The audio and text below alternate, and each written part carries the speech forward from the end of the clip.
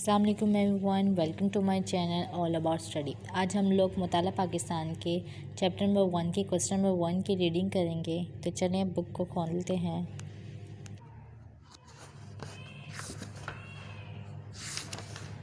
جی question number long ہے، ہمارے first long ہے ہمارے پاس، نظریہ کے ماخذ اور اہمیت واضح کریں۔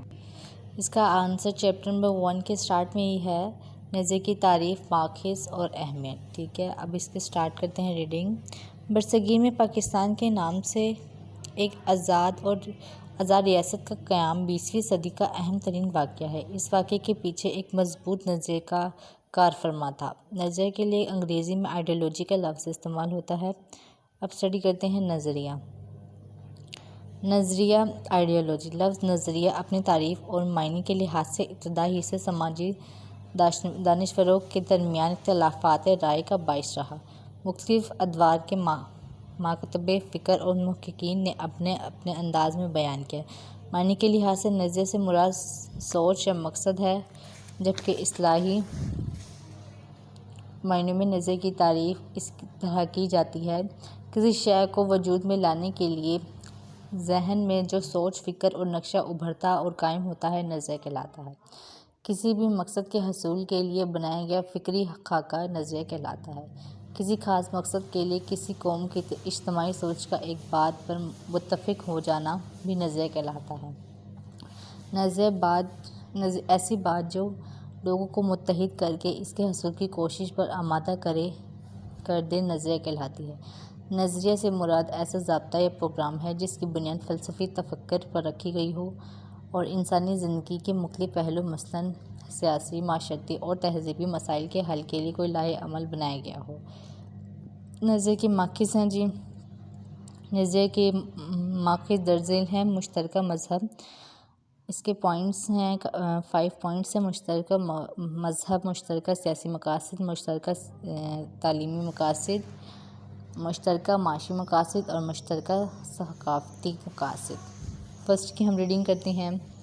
مشترکہ مذہب محض عبادات کا مجموعہ نہیں ہے، بلکہ وہ کسی قوم کی بنیادی معاشرتی زندگی کو متاثر کرتا ہے۔ 19ویں صدی میں برصغیر پاک و ہند میں کی کئی ہندو تحریکوں مثلاً آرائے سماج اور برہمی سماج وغیرہ نے جنم لیا، جن کا مقصد ہندو ازم کی اشاعت اور مسلمانوں کو نیچا دکھانا تھا۔ آرائے سماج کے بانی پنڈت دیانند سرسوتی نے تو حد کر دی تھی۔ اس نے شہدی کے نام سے ایک پروگرام شروع کیا جس کا مقصد غیر ہندوؤں کو زبردستی ہندو یعنی شہدی ہندو کے مطابق پاک کرنا تھا۔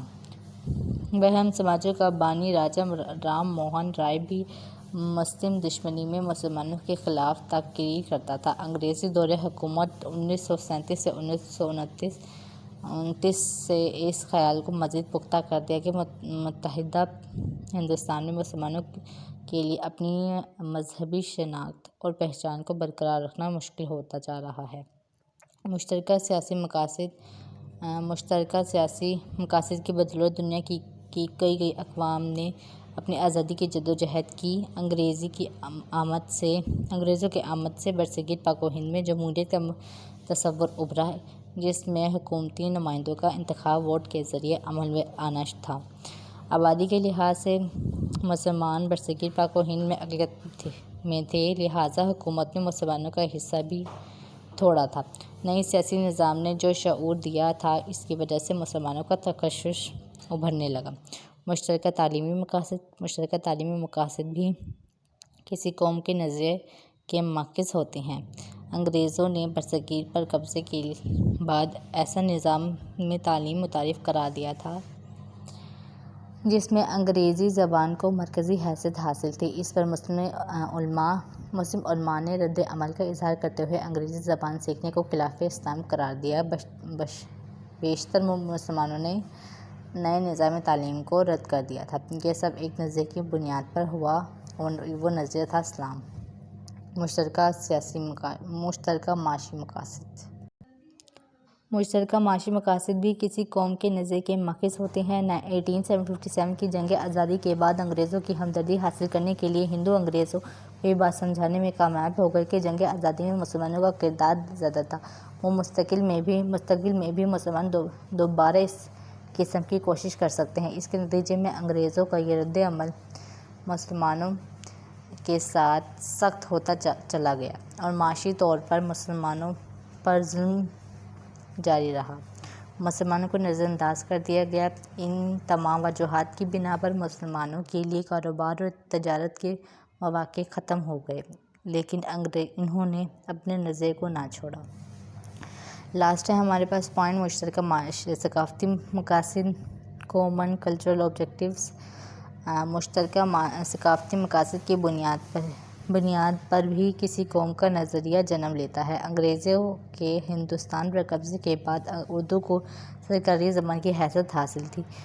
برطانوی حکومت میں جب ہندوؤں کا حکومتی سطح پر عمل دخل بڑھا تو انہوں نے اردو کی جگہ ہندی کو سرکاری زبان کا درجہ دلوانا شروع کر دیا۔ اردو کیونکہ عربی رسم و لکھت میں لکھی جاتی تھی، لہٰذا اسے اسلام اور مسلمانوں کے قریب تصور کیا جاتا تھا، جبکہ ہندی دیوناگری رسم الخط میں لکھی گئی تھی، لہٰذا ہندوؤں نے اردو کی جگہ ہندی کو سرکاری زبان کا درجہ دینے کا مطالبہ کر دیا۔ مسلمانوں کو ہندی پڑھنے لکھنے پر عبور حاصل نہیں تھا۔ ہندوؤں کے اس عمل نے مسلمانوں کو یہ سوچنے پر مجبور کر دیا کہ وہ متحد ہندوستان میں اپنے تخصص کو مزید برقرار نہیں رکھ سکتے۔ نظریے کی اہمیت بھی تھا کوسچن میں، ایک بار کوسچن ریڈ کرتے ہیں دوبارہ۔ کوسچن میں نظریے کی اہمیت بھی تھا تو وہ بھی ریڈ کرتے ہیں۔ نظریہ لوگوں کی سوچ کی عکاسی کرتا ہے، اقوام اسی وجہ سے زندہ نظر آتی ہے۔ نظریہ انسان کے ایک دوسرے کے ساتھ قومی حقوق و فرائض کی وضاحت کرتا ہے۔ نظریہ قوم کو متحد رکھنے میں مددگار ثابت ہوتا ہے۔ نظریہ مقاصد کے حصول کے لیے ہر قسم کی مشکلات کا مقابلہ کرنے کی طاقت بخشتا ہے۔ نظریہ مقصد کے حصول کے لیے جدوجہد کا جذبہ پیدا کرتا ہے اور مقصد کے حصول کو یقینی بناتا ہے۔ نظریہ انقلاب کو جنم دیتا ہے اور اس کی وجہ سے نئی رائیں نکلتی ہیں۔ کوئی بھی نظریہ فوراً وجود میں نہیں آتا، بلکہ اس کے پیچھے کچھ واقعات کام کر رہے ہوتے ہیں۔ عام طور پر نظریہ معاشرے کے پسماندہ لوگوں میں محرومی کو ختم کرنے کے لیے وجود میں آتا ہے۔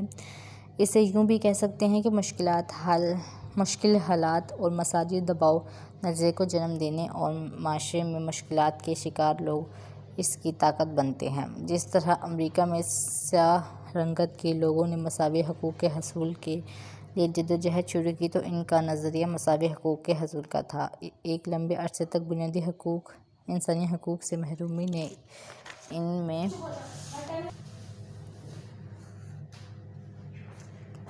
مساوی حقوق کے حصول کے لیے ایک نظریے نے جنم لیا۔ اس طرح برصغیر پاک و ہند کے مسلمانوں نے اپنے سماجی اور سیاسی حقوق کے حصول کے لیے جب جدوجہد شروع کی تو اس کی وجہ انگریزی اور ہندوؤں کا ظالمانہ رویہ تھا، جس نے مسلمانوں کے اندر آزادی کی لہر پیدا کی اور مسلمانوں کے لیے علیحدہ وطن کے لیے نظریہ وجود میں آیا۔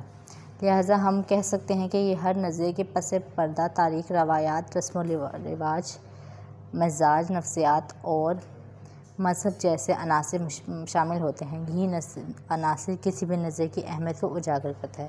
تو یہ تھا ہمارا چیپٹر نمبر 1 کا کوسچن نمبر 1 لانگ۔ تو نیکسٹ لیکچر میں انشاءاللہ ہم نیکسٹ کنٹینیو کریں گے۔ تو چینل کو لائک کیجیے گا اور ویڈیو کو تھینکس فار واچنگ۔ اللہ حافظ۔